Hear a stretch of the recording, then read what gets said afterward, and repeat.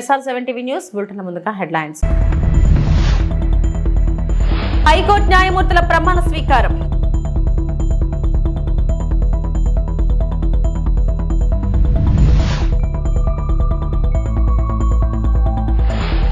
సాక్షాత్తు పోలీసుల ప్రోద్బలంతో రిగ్గింగ్ చేశారు వైఎస్ జగన్.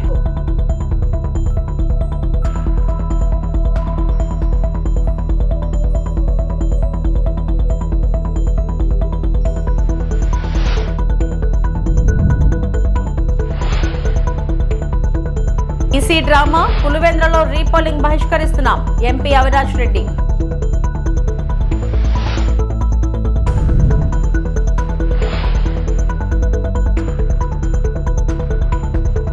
హైకోర్టు న్యాయమూర్తులుగా బుధవారం 4 న్యాయమూర్తులు ప్రమాణ స్వీకారం చేశారు. Justice Nunepalli Harinath, justice Mandava Kiranmayi, justice Jagadam Sumathi, justice Nyayapathi విజయలు ప్రమాణ స్వీకారం చేశారు. వీరందరితో high court CJ justice Dheeraj Singh Thakur ప్రమాణం చేయించారు. ఈ సందర్భంగా సీజే 4 న్యాయమూర్తులకు అభినందనలు తెలిపారు.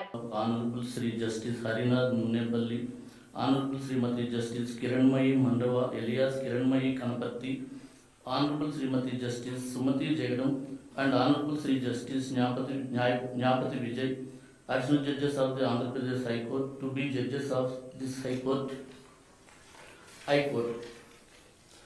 In exercise of the power conferred by Clause 1 of Article 217 of the Constitution of India, the President is pleased to appoint Sri Justice Harinath Nunepalli, Srimati Justice Kiranmayi Mandava Elias Kiranmayi Kanapatti, Srimati Justice Sumati Jagadam and Sri Justice Nyapati Vijay, additional judges of the High Court of Andhra Pradesh, to be judges of that High Court with effect from the date they assume charge of their respective offices. Unquote. His Excellency the Governor of Andhra Pradesh, as per GORT number 289 Law LA and J SCF Department dated 12/8/2025, delegated the powers to Honorable Sri Justice Dheeraj Singh Thakur, the Chief Justice of the High Court of Andhra Pradesh, to administer the oath to Honorable Sri Justice Harinath Nunepalli, Honorable Srimati Justice Kiranmayi Mandava Elias Kiranmayi Kanpatti, Honorable Srimati Justice Sumati Jagadam and Honorable Sri Justice Nyapati Vijay, additional judges. YSR జిల్లాలోని Pulivendula Vontimitta ZPTC స్థానాలకు మంగళవారం ఉప ఎన్నికలు జరిగిన సంగతి తెలిసిందే. నిన్న జరిగిన జెడ్పీటీసీ ఉప ఎన్నికల్లో అవకతవకలు జరిగాయని ఎన్నికల సంఘానికి కడప ఎంపీ వైఎస్ అవినాష్ రెడ్డి ఫిర్యాదు చేసిన విషయం తెలిసిందే. ఈ వ్యవహారంపై ఏపీ మాజీ సీఎం వైఎస్ జగన్ సంచలన వ్యాఖ్యలు చేశారు. జగన్ మాట్లాడుతూ రాష్ట్రంలో ప్రజాస్వామ్యం కనపడటం లేదు, ప్రజాస్వామ్యం లేని పరిస్థితుల్లో ఉంది అనటానికి నిన్న జరిగిన ఎన్నికలే ఉదాహరణ అన్నారు. రాష్ట్ర చరిత్రలో ఎప్పుడూ లేని విధంగా పార్టీకి సంబంధించిన ఏజెంట్లు లేకుండా ఎన్నికలు జరిపారు. 15 బూతుల్లో కూడా వైసీపీ ఏజెంట్లు లేరు. బూత్ దగ్గరకు కూడా వెళ్లలేని పరిస్థితి. సాక్షాత్తు పోలీసుల ప్రోద్బలంతో రిగ్గింగ్ చేశారు. మన రాష్ట్రంలో తప్ప దేశంలో ఎక్కడా ఇలా ఉండదు. ఏజెంట్లు లేకపోతే దొంగ ఓట్లు ఎవరు గుర్తిస్తారు? వచ్చిన వారిని గుర్తించడం, తనిఖీ చేయటం, సంబంధిత అధికారులకు ఫిర్యాదులు చేయటం పోలింగ్ ఏజెంట్ బాధ్యతలు ఉంటాయి. కాబట్టి ఏజెంట్లకు బూత్లలో కూర్చునే హక్కు ఉంటుంది. పోలింగ్ ఏజెంట్ బూత్లోకి వెళ్ళగానే ఫారం 12 తీసుకుని వెళ్లి ప్రొసైడింగ్ అధికారికి ఇస్తారు. మా ఏజెంట్ల దగ్గర నుంచి పోలీసులు టీడీపీ వాళ్ళు లాక్కొని చింపివేశారని జగన్ అన్నారు. అసలు మొట్టమొదటిసారిగా బహుశా రాష్ట్ర చరిత్రలో ఎప్పుడు జరిగి ఉండదేమో, బూతుల్లో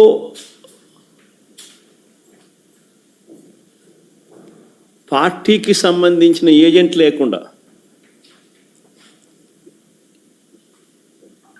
వైఎస్ఆర్సిపి ప్రతిపక్ష పార్టీ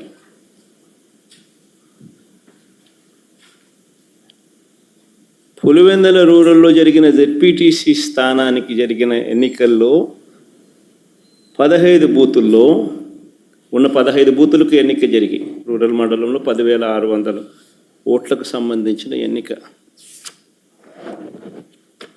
ఆశ్చర్యం ఏమిటంటే బూతుల్లో వైఎస్ఆర్సీపీ ఏజెంట్ లేడు.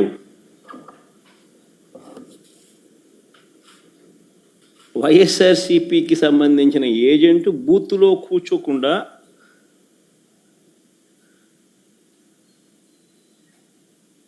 బూత్ దగ్గరికే మనిషి పోలేని పరిస్థితిలో బూత్లో ఏజెంటే లేకుండా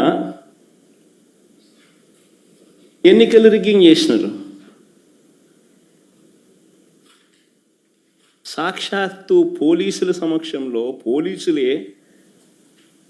పోలీసుల ప్రోద్బలంతో బూతులోకి వెళ్ళే ఏజెంట్ల ఫాములను వీళ్ళే తీసేసుకొని చింపేసుకొని బూతులోకి ఏజెంటే పోని పరిస్థితిలో ఎన్నికలు నిర్వహించామని చెప్పుకుంటా ఉన్న ప్రజాస్వామ్యం మన రాష్ట్రంలో, బహుశా మన దేశంలో ఎక్కడ ఉండదేమో, ఒక్క మన రాష్ట్రంలో తప్ప. హైదరాబాద్ లోని Basavatarakam Indo American cancer hospital research institute రాజధాని అమరావతిలో అత్యాధునిక క్యాన్సర్ కేర్ క్యాంపస్ ఏర్పాటు చేయనుంది. ఇందుకు సంబంధించిన భూమి పూజను తుళ్లూరు సమీపంలో బుధవారం ఉదయం సంస్థ చైర్మన్, హిందూపురం ఎమ్మెల్యే నందమూరి బాలకృష్ణ నిర్వహించారు. అనంతరం బాలకృష్ణ మాట్లాడుతూ అమరావతిలో బసవతారకం క్యాన్సర్ ఆసుపత్రికి 2019లో శంకుస్థాపన జరిగిందన్నారు. తర్వాత కొన్ని అంధకార పరిస్థితులు ఏర్పడ్డాయని చెప్పారు. అప్పటి వైకాపా ప్రభుత్వం నిర్లక్ష్యంగా వ్యవహరించిందని పేర్కొన్నారు. దీంతో ఆసుపత్రి నిర్మాణ పనులు చేపట్టలేకపోయినట్లు వివరించారు. కూటమి ప్రభుత్వం వచ్చాక సీఎం చంద్రబాబు నేతృత్వంలో పనులు చేపట్టామన్నారు. ఇవాళ పండుగ వాతావరణంలో పనులు ప్రారంభించినట్టు వివరించారు. ప్రకృతి కూడా రాత్రి కురిసింది ఏమంటామంటే blessings of showers of blessings అంటే కురిపించేది తన ఆశీస్సులు భగవంతుడు ప్రకృతి రూపంలో, వర్షం రూపంలో అలా కురిపించాడు భగవంతుడు. నేను ఇప్పుడు అదే నమ్ముతాను. నేను మన షూటింగ్ కూడా వెళ్ళాను. ఖండాకి అదేది Rampachodavaram అడ్డతగల Motigudem lower serial project వెళ్తే వర్షం పడతాను, భయంకరమైన వర్షం. అది జరుగుతుందా జరగదా, ఇంత దూరం వచ్చాము, చాలా మంది ఆర్టిస్టులు అందరూ కరెక్ట్గా మంచి ముహూర్తంలో బయలుదేరు అనుకున్నట్టే అయిపోయింది షూటింగ్ అక్కడ. సో నేను చెప్పేది ఏంటంటే ఒక మంచి కార్యక్రమానికి ఎప్పుడు తథాస్తు దేవతలు ఇలాగే దీవిస్తూ ఉంటారు. సో ఈ కార్యక్రమాన్ని అప్పుడు మనం ఫిబ్రవరి 14, 2019లో చేయడం జరిగింది. ఆ తర్వాత సరే ఒక అంధకారమైన కొంతకాలంలో మనం గడపాల్సి వచ్చింది. ఇక్కడ బేసిక్ అంటే మౌలిక సదుపాయాలు, కనీస మౌలిక సదుపాయాలు కూడా ఏమీ పట్టించుకోకుండా ప్రభుత్వం, ఆ తర్వాత ప్రభుత్వం నిర్లక్ష్యం చేయడం రాష్ట్రాన్ని. అలా ఇంత మంచి ఒక బ్రహ్మాండమైన హాస్పిటల్ ముందుకు వస్తే అసలు ఆరోగ్యం దేని గురించి కూడా ప్రజల గురించి పట్టించుకోకపోవడం వల్ల ఇలా ఆసుపత్రిని తాత్కాలికంగా ఆపాల్సి వచ్చింది. పులివెందులలో ఈ రోజు జరుగుతున్న రీపోలింగ్ ను వైఎస్ఆర్సీపీ బహిష్కరిస్తున్నట్టు ఎంపీ అవినాష్ రెడ్డి ప్రకటించారు. చంద్రబాబు ప్రభుత్వం ఆపరేషన్ రింగింగ్ ను చాలా గొప్పగా చేశారని మండిపడ్డారు. పులివెందులలో ఒక కొత్త సంస్కృతికి చంద్రబాబు తెరలేపారు. ఇదే పరిస్థితి భవిష్యత్తులో చాలా చోట్ల చేయవచ్చునన్నారు. ప్రజాస్వామ్యాన్ని కాపాడాల్సిన బాధ్యత ఎన్నిక కమిషన్ పై ఉంది అంటూ ఘాటు విమర్శలు చేశారు. కడప ఎంపీ వైఎస్ అవినాష్ రెడ్డి తాజాగా మీడియాతో మాట్లాడుతూ నిన్న జరిగిన పులివెందుల జడ్పీటీసీ ఎన్నికలు ఎలా జరిగాయో రాష్ట్రం మొత్తం చూశారు. ఇతర నియోజకవర్గాల నుంచి వందలాది మంది టీడీపీ వారు ఎలా బూత్లు ఆక్రమించారో అందరికీ తెలుసు. ఈ రోజు తెల్లవారుజామున 2 గంటలకు కేవలం 2 బూతుల్లో మాత్రమే రీపోలింగ్ ప్రకటించారు. మేము స్పష్టంగా 15 బూతులలో రీపోలింగ్ జరగాలని, కేంద్ర బలగాలతో ఎన్నిక జరపాలని మేము కోరాం. కేవలం తప్పించుకునేందుకు రాత్రికి రాత్రి కేవలం 2 బూత్లలో రీపోలింగ్ అంటున్నారు. అసలు ఏజెంట్లను కూడా బూతుల్లోకి రానివ్వలేదు. అన్ని ఆధారాలు బయటకు వచ్చాయని అన్నారు. ఎర్లీ అవర్స్ లో ఉదయం 2 గంటల పైచిలుకు సమయంలో రీపోలింగ్ పేరుతో ఒక ప్రొసీడింగ్ ఇష్యూ అయింది. ఆ రీపోలింగ్ కేవలం 2 బూతుల్లో మాత్రమే, అచ్చివిల్లి అండ్ కొత్తపల్లి, ఈ 2 బూతుల్లో మాత్రమే రీపోలింగ్ అని చెప్పి మేము ఎన్నికల కమిషన్ను చాలా స్పష్టంగా అడిగాం. 15 బూతుల్లో రీపోలింగ్ జరపాల్సిందే, కేంద్ర బలగాలతో మీరు మళ్ళీ రీపోలింగ్, ఈ బైపోల్ కండక్ట్ చేయాల్సిందే అని చెప్పి ఎన్నికల కమిషన్ అడిగినాం. అండ్ కోర్టును కూడా ఆశ్రయిస్తూ ఉన్నాం. కేవలం కంటి తుడుపు చర్యగా దొంగోట్లు పడినాయి ఆ 2 చోట్ల అని చెప్పి రీపోల్ కండక్ట్ చేయడం అనేది ఎన్నికల కమిషను కోర్టుకు చెప్పడానికి ఒక కారణంగా చూపించేదానికే పెట్టినట్టు మాకు అనిపిస్తూ ఉంది. దీంట్లో ఎటువంటి శాంటిటీ లేదు. ఎందుకంటే ఇట్ ఈస్ క్రిస్టల్ క్లియర్. 15కు 15 బూతుల్లో మొత్తం పడినవన్నీ కూడా దొంగ ఓట్లే.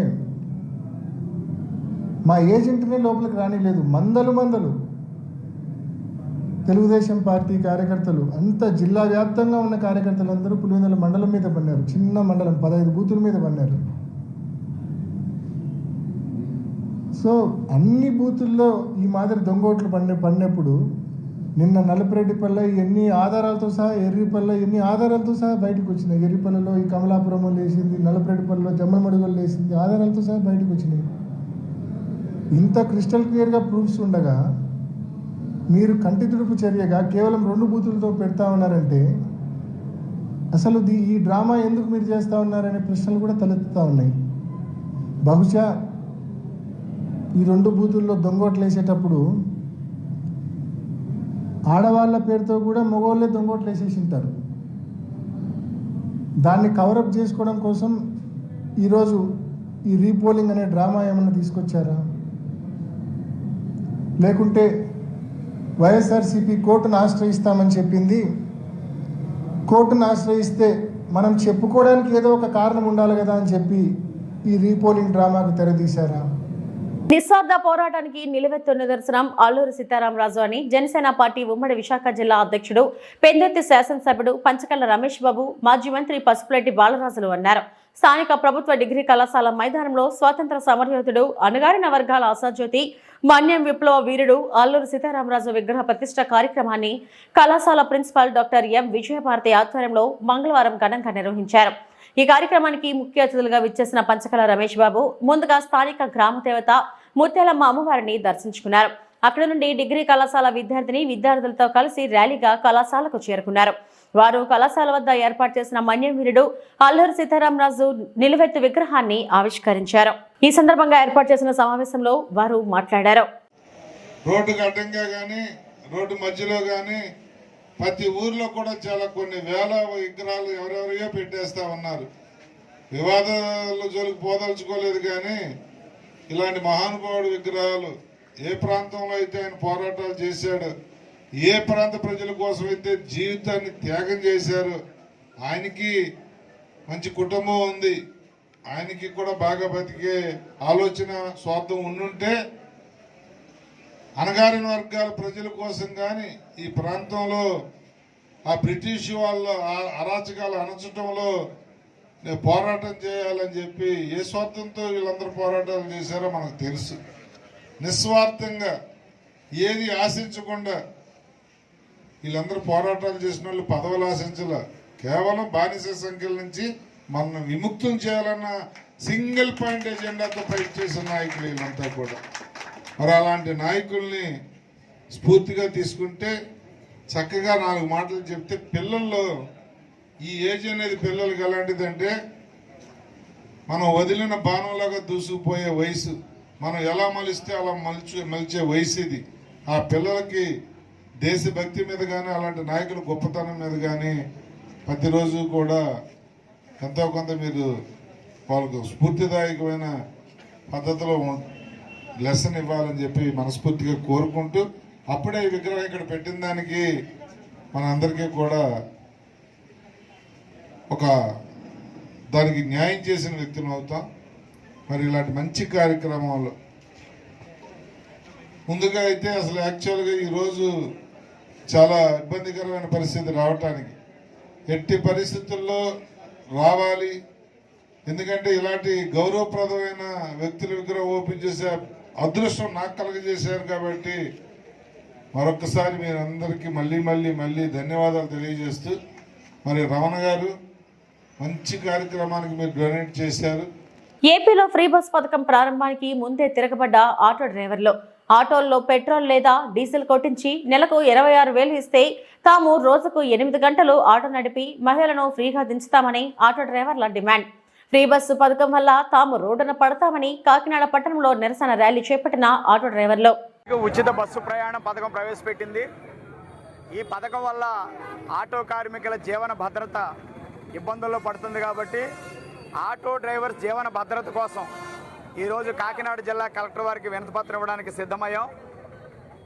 ప్రతి ఆటోకి పెట్రోల్ కానీ డీజిల్ కానీ వేయించి నెలకు 26,000 రూపాయలు ఇస్తే ఆటో ఫైనాన్స్ కట్టుకుంటూ రిపేర్ చేయించుకుంటూ ఆర్టీసీ వారు ఎలాగైతే మహిళల్ని ఉచితంగా గమ్యస్థానాలకు చేరుస్తున్నారో ఆటో డ్రైవర్స్ కూడా రోజుకి 8 గంటలు ప్రభుత్వ నిబంధనల ప్రకారం ఉచిత ప్రయాణం చేయిస్తామని, ఈ పథకంలో భాగస్వాములు చేయాలని ప్రభుత్వాన్ని కోరుతూ ఈ ర్యాలీ జరుగుతోంది. ఈరోజు ఉపాధి సమస్యతో అనేక మంది పెద్ద చదువులు చదువుకొని కూడా ఆటో నడపడానికి జీవనం సాగిస్తూ ముందుకు వస్తున్నారు. కేంద్ర రాష్ట్ర ప్రభుత్వానికి పెట్రోలు డీజిల్ ద్వారా గంటకి ట్యాక్స్ కడుతున్న అతి ముఖ్యమైన కార్మికుడు ఆటో డ్రైవర్. కానీ ఆయనకి ఏదైనా ప్రమాదం జరిగితే కుటుంబాన్ని దిక్కు దివాణ లేకుండా పోయిన పరిస్థితులు ఉన్నాయి. కాబట్టి పెట్రోలు డీజిల్ మీద సెస్ని ప్రభుత్వ ఖజానా నుంచి అవసరం లేదు. పెట్రోలు డీజిల్ మీద వేస్తున్న సెస్తో ఆటో డ్రైవర్లకు ఒక సంక్షేమ బోర్డు ఏర్పాటు చేయాలని విజ్ఞప్తి చేస్తున్నాం. సిద్దిపేట రూరల్ మండలం రాఘవపురం గ్రామం వద్ద ఎరువుల కోసం క్యూలో బారులు తీరిన రైతులను చూసి ఆగిన మాజీ మంత్రి ఎమ్మెల్యే హరీష్ రావు. కేంద్ర రాష్ట్ర ప్రభుత్వాలపై హరీష్ రావు ఫైర్. ఉదయం 5 గంటల నుండి ఇక్కడే ఉంటున్నాం. ఒక ఆధార్ కార్డుకి ఒకటే బస్తా ఇస్తామంటున్నారు. ఆధార్ కార్డు ఓటీపీ అంటూ కాలయాపన చేస్తూ ఇబ్బందులకు గురి చేస్తున్నట్టు హరీష్ రావుతో తమ ఆవేదనను వ్యక్తం చేశారు రైతులు. కేసీఆర్ ఉన్నప్పుడు ఈ గోసలేదని, మీరు నీళ్లు ఇచ్చిండ్రు, ఈ ప్రభుత్వం యూరియా ఇస్తలేదు, మేము పంట ఎప్పుడు వేసుకోవాలి, ఎప్పుడు పంట పండాలి అంటూ ఆందోళనలో రైతులున్నారు.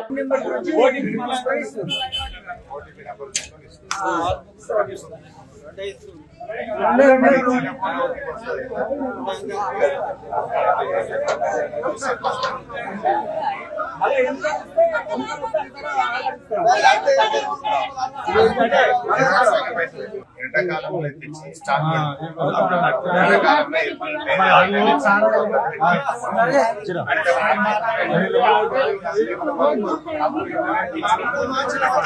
స్టాక్ లేక అది ఆడికి వచ్చే వరకు అందుతుంది.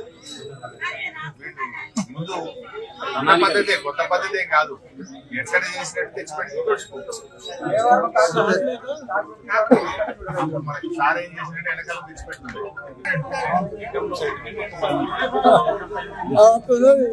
ఇప్పటికీ 4 రోజులు ఇవ్వాలి కాబట్టి 4 రోజులకి ఒక్క సంచి ఇచ్చిన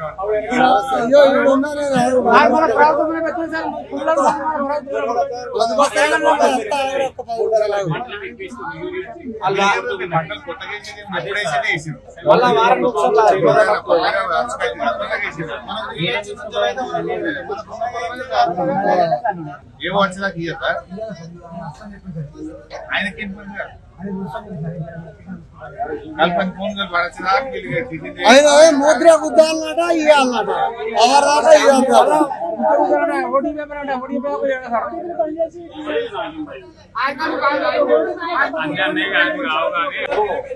పాపం 6 గంటలకు వచ్చిన రైతులు నువ్వు వచ్చేదాకా స్టార్ట్ చేసేదంటే నువ్వు వచ్చేది ఎప్పుడు, వీళ్ళకి ఇచ్చేది ఎప్పుడు? తొందరగా ఇప్పుడు 4 రోజుల నుంచి లైన్ కట్టింది. 4 రోజులకు వచ్చింది ఒక లారీ. దానికి నువ్వు రావాలి, ఒక్క సంచి ఇయ్యాలి, వాళ్ళు బతకన్నావే.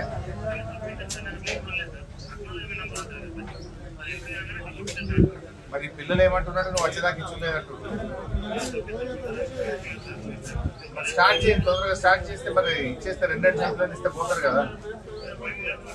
6 గంటలకు వచ్చి 5 గంటలకు వచ్చి లైన్లో నిలబడ్డారు. వాళ్ళ పరిస్థితి ఏంటి? వాళ్ళు టిఫిన్ చేయొద్దు, ఛాయ్ తాగద్దు, మరి బాత్రూమ్ పోవద్దు, ఈయనే కూర్చోవాలా?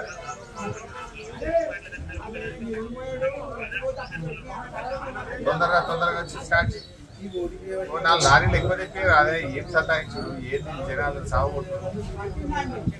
ఒక సంచి ఇస్తా, 2 సంచులు ఇస్తా, ఏంది ఇది? ఎన్నిసార్లు తింటానే వాళ్ళు.